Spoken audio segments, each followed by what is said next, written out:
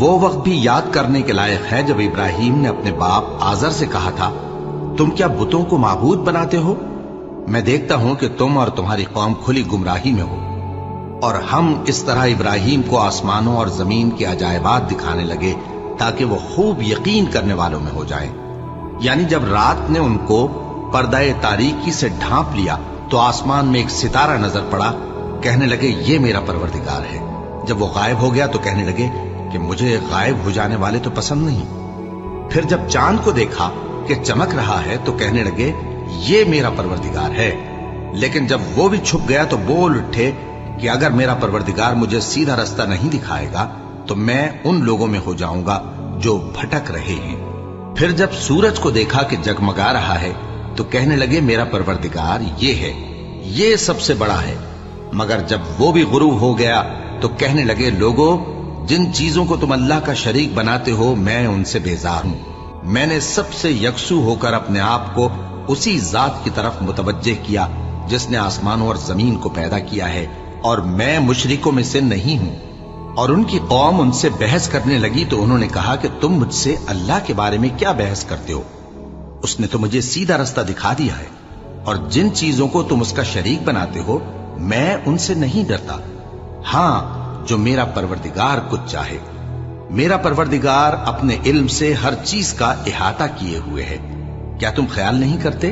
بھلا میں ان چیزوں سے جن کو تم اللہ کا شریک بناتے ہو کیوں کر ڈروں، جبکہ تم اس بات سے نہیں ڈرتے کہ اللہ کے ساتھ شریک بناتے ہو جس کی اس نے کوئی سند نازل نہیں کی۔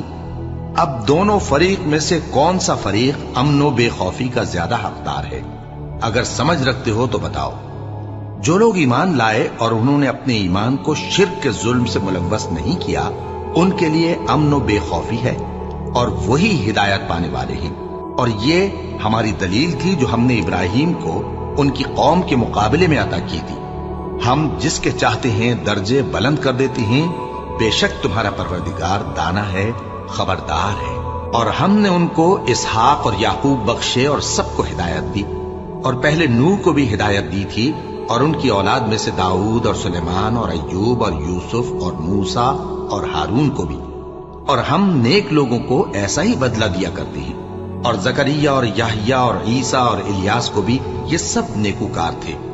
اور اسماعیل اور الیسع اور یونس اور لوط کو بھی، اور ان سب کو دنیا جہاں کے لوگوں پر فضیلت بخشی تھی، اور بعض کو ان کے باپ دادوں اور اولاد اور بھائیوں میں سے بھی، اور ان کو برگزیدہ بھی کیا تھا اور سیدھا رستہ بھی دکھایا تھا۔ یہ اللہ کی ہدایت ہے، اس پر اپنے بندوں میں سے جسے چاہے چلائے۔ اور اگر وہ لوگ شرک کرتے تو جو اعمال وہ کرتے تھے سب ضائع ہو جاتے۔ یہ وہ لوگ تھے جن کو ہم نے کتاب اور حکم شریعت اور نبوت عطا فرمائی تھی۔ اگر یہ کفار ان باتوں سے انکار کریں تو ہم نے ان پر ایمان لانے کے لیے ایسے لوگ مقرر کر دیے ہیں کہ وہ ان سے کبھی انکار کرنے والے نہیں۔ یہ وہ لوگ ہیں جن کو اللہ نے ہدایت دی تھی، تو تم انہی کی ہدایت کی پیروی کرو۔ کہہ دو کہ میں تم سے اس کا کوئی صلہ نہیں مانگتا، یہ تو دنیا جہان کے لوگوں کے لیے محض نصیحت ہے۔ اور ان لوگوں نے اللہ کی قدر جیسی جاننی چاہیے تھی نہ جانی۔